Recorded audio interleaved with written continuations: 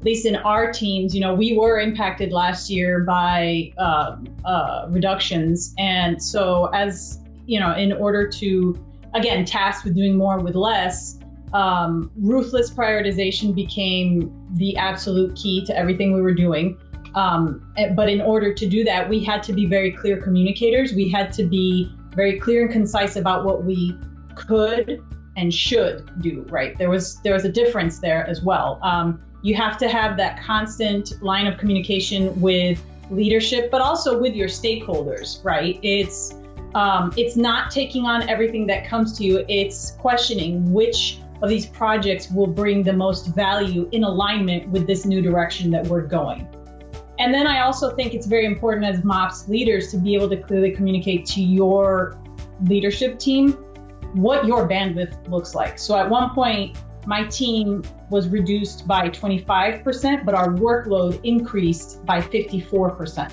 And so I was able to map that out, very easy to read graphics that kind of shocked my leadership, right? So I think that's an important part of as well of working with less, right? Doing more with less is to be able to clearly communicate and really be ruthless about prioritizing projects.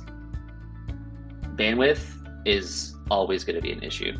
That is a constant, no matter what. Like, that is what you should expect throughout your career, that there's going to be bandwidth challenges, because if you don't actually have bandwidth challenges, you're probably not doing enough. And one of the things that we do in our org with the planning processes is, now it's me by myself right now, but we take a step back and think, as we go into next year, what are our priorities? What should we be doing? What should we invest in? What new MarTech should we invest in based on the priorities of the organization and how that kind of cascades down? But one of the key things that we ask ourselves is, what should we stop doing? What are the things that we are not getting the most bang for our buck that we're spending a lot of time on? And why should we stop doing that? And we are very pointed about putting those on paper about what we should stop doing going forward into next year and stuff like that. Otherwise, it's going to continue to pay. The one thing that's worked really well for us is stop thinking about prioritizing the work. It's still really important, but stop thinking about that as like the primary driver of how you work. Think more about sequencing the work. Because if you're constantly thinking about this is a higher priority than this, then you're putting Band-Aids on top of Band-Aids on top of Band-Aids. And it sort of gets you in this reactive state.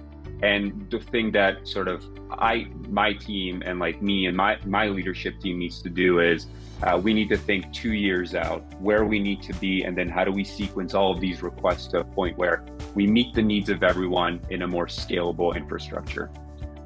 So in terms of resources, I think one of the things I often think about is actually what can the marketing team self-serve on? How can we enable them so that they can do more for themselves, leaving marketing to focus on their specific roles and responsibilities and their priorities?